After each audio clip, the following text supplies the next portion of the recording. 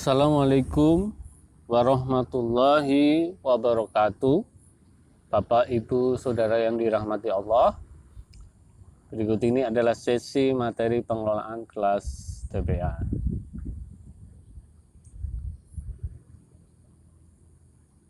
Kenapa kelas harus dikelola secara efektif? Karena Taman Pendidikan Al-Quran itu punya tipikal waktunya sangat singkat, ya.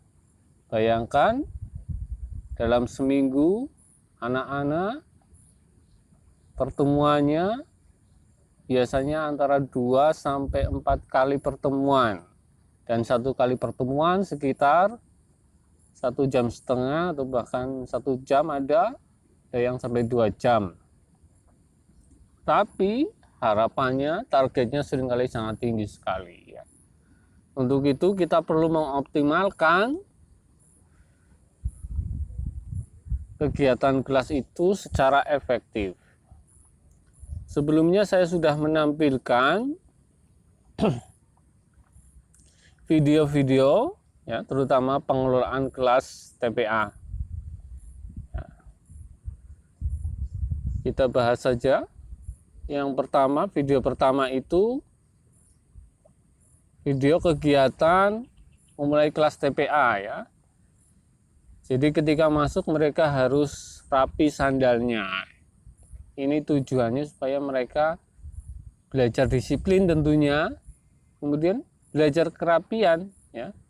Jadi walaupun sederhana, mereka sebenarnya sedang belajar banyak hal, kedisiplinan, efektivitas waktu, ya.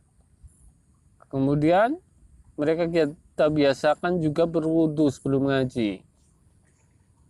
Tidak secara langsung kita mengajarkan toharoh bersuci. Selain itu juga mereka secara otomatis hafal, lama-lama hafal, karena mereka memang kita biasakan membaca doa. Doanya bisa kita tempelkan di tempat wudhu dan mereka baca setiap kali mereka mau ngaji. Kemudian setelah mereka bersuci, mereka masuk kelas masing-masing, ya, dengan terlebih dahulu doa masuk masjid dan bersalaman dengan ustadznya. Secara otomatis mereka lama-kelamaan hafal doa masuk masjid dan mereka juga belajar etika menghormati ustadznya. Ini sesi awal sebelum mereka masuk kelas. Kemudian sesi berikutnya ketika mereka memulai kelas. Ini kita biasakan mereka berdoa dengan menghafalkan artinya juga, dengan gerakan-gerakan khusus yang kita buat supaya mereka lama-kelamaan hafal dari arti apa yang mereka baca. Dan ada beberapa ice breaking untuk memulai kelasnya supaya mereka tidak jenuh dalam mengikuti kelas TPA. Kemudian pada sesi terakhir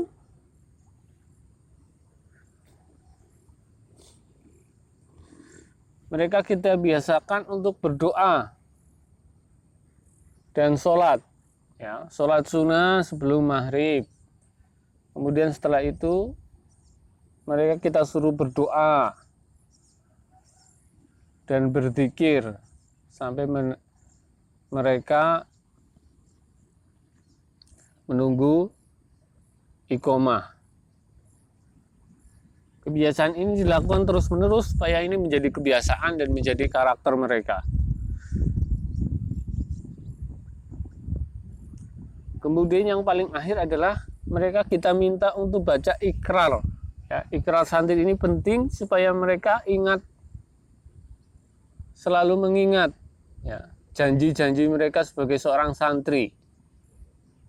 Harapannya suatu saat mereka ketika mereka dewasa akan mengingat kembali di mana mereka selama di TPA pernah berjanji atau berikrar, ya. Dan sesi terakhir tentunya adalah mereka bersalaman dengan ustadznya dan doa keluar masjid. Itu video-video yang kita upload. Silakan Anda simak dengan cermat dan bisa ditiru atau bisa dimodifikasi kembali dengan yang lebih kreatif, lebih mudah diikuti di TPA masing-masing. Itu gambaran secara umum ya, bagaimana mengelola kelas TPI secara efektif. Jadi tidak ada waktu sia-sia anak-anak untuk bermain dan sebagainya, karena memang kegiatan yang mereka lakukan betul-betul sudah kita atur sejak awal. Kemudian selanjutnya perlu kami gambarkan di TPA binaan Depot Iqra As-Salam memiliki beberapa aturan ya yang mereka harus lakukan. Jadi akhlak santri ini sebelum dan sesudah ngaji sudah kita tentukan ya. Ketika mereka berangkat ngaji sampai mereka sampai di rumah. Aturan-aturan ini mereka harus lakukan, dan kita sebagai ustadz tentu harus senantiasa mengingatkan ini. Karena ini harapannya menjadi sebuah kebiasaan. Ya. Kebiasaan baik tentu lama-kelamaan itu akan menjadi karakter atau sifat dari anak-anak kita. Singkat saja sebetulnya, jadi kesimpulannya kelas TPQ yang efektif itu sudah ditentukan kegiatan santri ketika mau masuk masjid sampai mau keluar masjid semua sudah diatur. Ya. Dan ini harus menjadi sebuah kebiasaan. Dan agar lebih efektif lagi, setiap santri sudah punya buku pegangan masing-masing.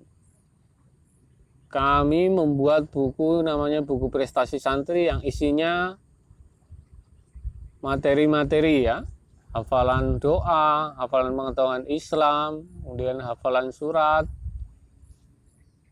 dan lembar kontrolnya. Buku ini juga sekaligus sebagai rapot buat orang tua sebagai bentuk laporan. Sehingga perkembangan santri bisa dilihat di buku ini. Jadi multifungsi buku ini. Ini bisa menjadi sarana pengelolaan kelas yang efektif di TPQ. Silakan bisa dipesan ke Depot Iqra As-Salam. Kemudian saya kasih gambaran juga ice breaking yang bisa kita lakukan sebelum memulai kelas ataupun ketika melihat kondisi santri ramai. Misalnya supaya santri tenang bisa menggunakan tepuk tenang. Ya, contohnya tepuk tenang bila aku sedang ngaji maka aku harus tenang. 1, 2, 3, 4 klep sidak kebingkem. Tidak boleh gojean. Nah, itu salah satu contohnya. Silakan Bapak Ibu bisa mempraktekannya sendiri. Nah, ini ada beberapa slide-slide. Nah, ini akan kami sampaikan di kelas khusus. Ya, kelas khusus mengenai pengelolaan kelas dari pembukaan kelas sampai menutup kelas. Nanti akan kita buat kelas khusus. Silakan bisa Bapak Ibu Saudara mengikutkan ustadz-ustadzahnya yang ada mengikuti kelas ini.